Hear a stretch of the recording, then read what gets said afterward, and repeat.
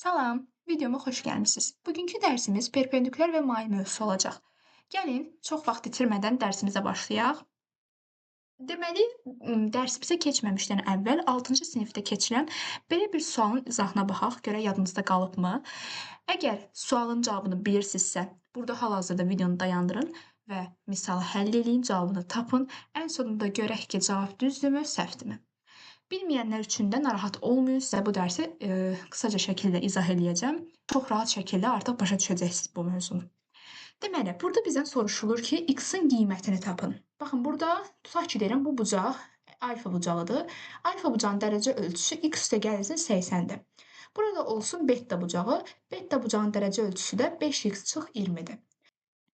Əvvəla misalı həll eləməmişdən əvvəl belə bir qaydanı bilmək lazımdır ki, bax, 2 dənə düz xəttdir. 2 dənə düz xətt kəsişən zaman 4 dənə bucaq əmələ gəlir. Bucaqların növləri var. Bir qarşılıqlı bucaqlar, 2 qonşu bucaqlar. Bunlar nədir? Qarşılıqlı bucaqları belə yadda saxlayın ki, qarşı-qarşıya duran, yəni adından da bəlli olduğu kimi, qarşı-qarşıya duran 2 bucaq qarşılıqlı bucaqlardır. Məsələn, burada alfa ilə beta gördüyünüz kimi qarşı-qarşıya durubdur. Və yaxud da belə yadda saxlaya bilərsiniz ki, bax, bu bucaqları rənglədiyimiz zaman elə bil ki, qum saat əmələ gəlir.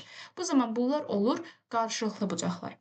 Və yaxud da bura olsun teta bucağı. Siz bu bucağın adını bilmirsiniz, amma işarə eləmək üçün dedim. Burada olsun qamma bucağı. Qamma ilə deməli, teta bucaqları da qarşı-qarşıyadır. Bunlar ona görə də qarşılıqlı bucaqlar sayılır. Qarşılıqlı bucaqların belə bir xassəsi var ki, onların dərəcə ölçüləri bir-birinə mütləq bərabər olur. Məsələn, alfa bucağın dərəcə ölçüsü olsun 50, bu zaman beta bucağın dərəcəsi də mütləq 50 dərəcə olmalıdır. İndi keçək qonşu bucaqların qaydasına. Qonşu bucaqlar isə belə yadda saxlayın ki, yan-yana duran, yəni qonşu duran bucaqlardır. Məsələn, alfa ilə qamma bucaqları gördüyünüz kimi yan-yanadır, yəni qonşudurlar, belə yadda saxlayaq. Məsələn, qamma ilə beta bucaqları da yan-yana durub, bunlar da qonşudurlar. Beta ilə teta bucaqları da yan-yana durub, bunlar da qonşudurlar. Alfa ilə teta bucağı da yan-yana durub, bunlar da qonşudurlar. Qonşu bucaqların da xassəsi ondan ibarətdir ki, onların dərəcə ölçülərinin cəmi 180-ə bərabər olur. Məsələn, tutaq ki, alfa bucağının dərəcə ölçüsü yenə olsun 50 və bizim teta bucağının dərəcə ölçüsünü soruşur. Teta və alfa bucaqları qonşu olduqları üçün cəmi 180 olmalıdır. Deməli, onda bu 50-dirsə, teta 130 dərəcə olmalıdır. Ümid edirəm ki, başa düşdünüz. Keçək misalımıza. Misalımızda deyir ki, x-in qiymətini tapın. Deməli, gördüyünüz kimi alfa və beta bucaqları qarşılıqlı bucaqlardır, çünki qarşı-qarşıya durub. Deməli, onların dərəcə ölçüləri bir-birinə bərabər olmalıdır. Yəni, x üstə gəlinsin. Kompüterdə olduğum üçün biraz yavaş yazıram, üzrlü sayın. X üstə gəlinsin 80 dərəcə bərabərdir 5x çıx 20 dərəcə. Deməli, bu tənliyi həll eləyə bilirsinizsə, yenə videonu dayandırın və həll eləyin. Daha sonra görə cavabımız üst-üstə düşürmü? Belə tənlikləri çox vaxt uşaqlar qarışdırırlar, həll eləyə bilmirlər, amma mən sizə çox asan şəkildə izah eləyəcəm. Deməli, bu tənliklərdə siz x-ları bir tərəfə və yaxud x olmasın, y olsun, y-ləri bir tərəfə almalısınız, ədədləri isə başqa bir tərəfə almalısınız. X-la 5x gördüyünüz kimi yan-yana deyirlər. Mən ona görə bunları eyni tərəfə gətirməliyəm. Ona görə mən bu x-i bu tərəfə tullamalıyam. Buradakı 20 ədədini də bura tullamalıyam ki, tənliyimiz düzgün alınsın. Amma belə bir xassə var ki, əgər mən bu x-i bura tullayıramsa, bunun qabağında hansı işarə durubsa, məsələn, bunun qabağında heç nə yoxdur, deməli, bu müsbət ədəddir. Bunu bura keçirəndə, bunun qabağındakı işarə dəyişməlidir. Yəni, burada müsbətdirsə, bura keçəndə mənfi olmalıdır. Və yaxud da burada gördüyünüz kimi 20-nin qabağında çıxaq var, bura keçirəndə o dəyişməlidir, müsbət olmalıdır. Ona görə də mən x-i bura keçirəndə bu olacaq mənfi x.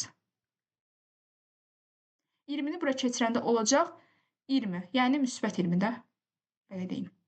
Gəlin, indi tənliyimizi edək.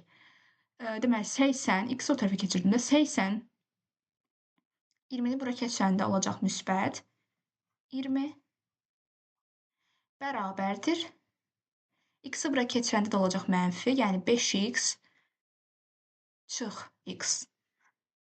Qalanları olduğu kimi qalır. Sadəcə dəyişənlərin işarəsi dəyişir. Başa düşdünüz də yəqin ki, bura kimi. İndi bu tənliyi artıq rahatlıqla həll edə bilərik. Deməli, 5x-dən x çıxanda 4x qalır. 80 üstünə 20 gələndə də 100 qalır. Deməli, 100. Artıq tənliyimizin sonuna çatırıq. Burada x-i tapmaq üçün onun qabağındakı duran rəqəmi buna bölməliyik. Olacaq x bərabərdir 100-ü 4-ə böləndə 25. Cavab da olacaq 25. Düz tapdınız. Düz tapdınızsa sizi təbrik edirəm. Keçək dərsimizə. Başlayaq düz xətt anlayışından. Düz xətt nədir? Düz xətt iki tərəfə də sonsuz şəkildə uzanan, qırılmayan, əyilməyən düz xətt parçasıdır. Baxın, burada sizə də göstərmişəm. Burada qara düz xətt çəkmişəm. Yəni, burada qırmızını çəkməkdə məqsədim odur ki, yəni mən bunu istədiyim şəkildə uzada bilirəm. Düz xəttlər latin hərflərlə işarə olunur. Latin hərflərinin balaca hərfləri ilə. Məsələn, bura olsun A düz xəttdir. Bax, A yazıramsa, deməli, bu A düz xəttidir. İstəsəm iki hərflə də işarə edə bilərəm. Bu zaman, məsələn, burada gördüyünüz kimi düz xətt var. İki hərflə işarə edəndə bu zaman iki hərf də böyüklə yazılmalıdır. AB düz xəttdir. Əgər bir hərf yazırıqsa, o balaca olmalıdır. İki hərf yazırıqsa, böyük də yaza bilərik. Keçək nöqtə anlayışına. Nöqtə anlayışının ümumiyyətlə bir qaydası yoxdur. Nöqtəni biz yazarkən böyük hərflərlə işarə edirik. Məsələn, A nöqtəsi, B nöqtəsi. Baxın, burada da göstərmişəm sizlərə. A nöqtəsi, B nöqtəsi bu şəkildə. Əgər, burada indi göstərmişəm də A düz xətti var. Əgər A düz xəttinin üzərində nöqtə yerləşibsə, hər hansı bir nöqtə yerləşibsə, bu zaman deyirik ki, o nöqtə bu düz xəttin üzərində yerləşir. Əgər hər hansı bir nöqtə düz xəttin üzərində yerləşmirsə, yəni sağında, solunda, başqa hardasa yerləşirsə, bu zaman deyirik ki, o nöqtə düz xəttin üzərində deyil. Baxın, burada da B nöqtəsi göstərmişəm. B nöqtəsi B düz xəttin üzərində yerləşməyib. Keçək kəsişmə nöqtəsi anlayışına. Əslində bunu bayaq keçdim, izah elədim sizə xatırlatma sualında. Amma yenə də izah eləyim. Məsələn, olsun bu A düz xətti, bu da olsun B düz xətti. Hardasa bir kəsişiblər də, hardasa elə bil ki, üst-üstə düşüblər. Hardasa. Buna görə bu üst-üstə düşən nöqtə kəsişmə nöqtəsi adlanır. Yəni, iki düz xətt bir nöqtədə kəsişirsə, həmin nöqtə kəsişmə nöqtəsi adlanır. Çox vaxt O hərfi ilə işarə edilir, amma başqa hərflərlə də işarə etmək mümkündür. Amma çox vaxt misallarda O hərfi yazılır. İki düz xətt kəsişən zaman, bayaq da dediyim kimi, 4 dənə bucaq əmələ gəlir. Bu bucaqların da növləri var, qarşılıqlı və qonşu. Bunu izah elədim. Sizlərə artıq məncə izah eləməyə ehtiyac yoxdur. Keçək perpendikulyar anlayışına. Perpendikulyar anlayışı nədir? Tutaq ki, deyirəm, bizə AC düz xətti verilib.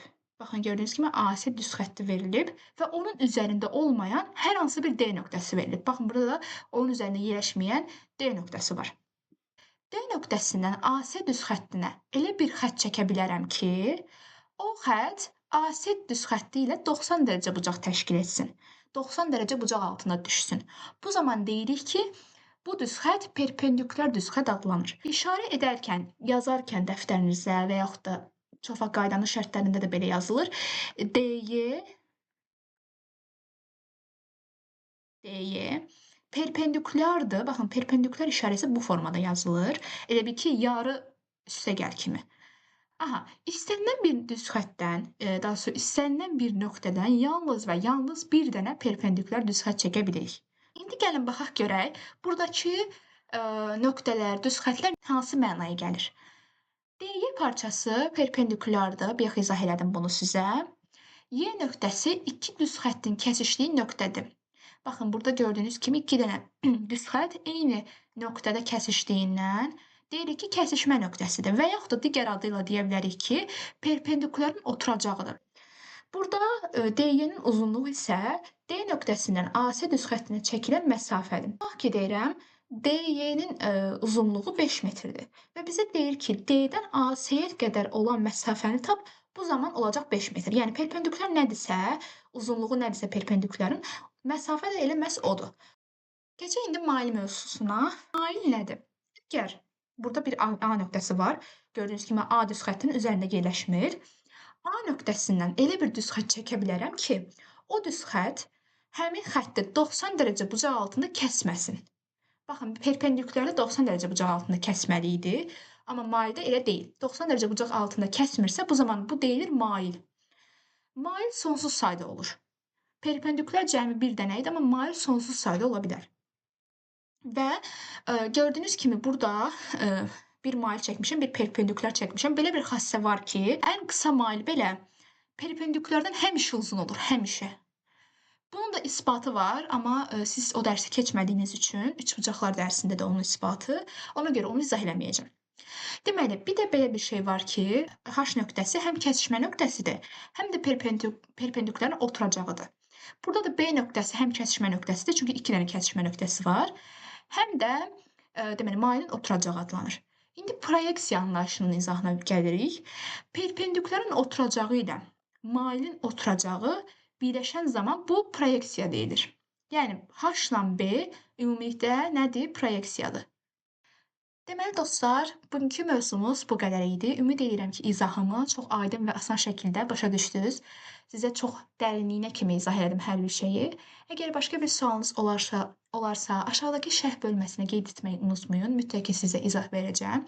Əgər bu PDF-i əldə etmək istəyirsinizsə, şərh bölməsinə yenidən yazmanız kifayətdir ki, mən sizə onu göndərim. Gələn dəfəki videoda görüşmək ümidi ilə. Sağ olun, salamat qalın.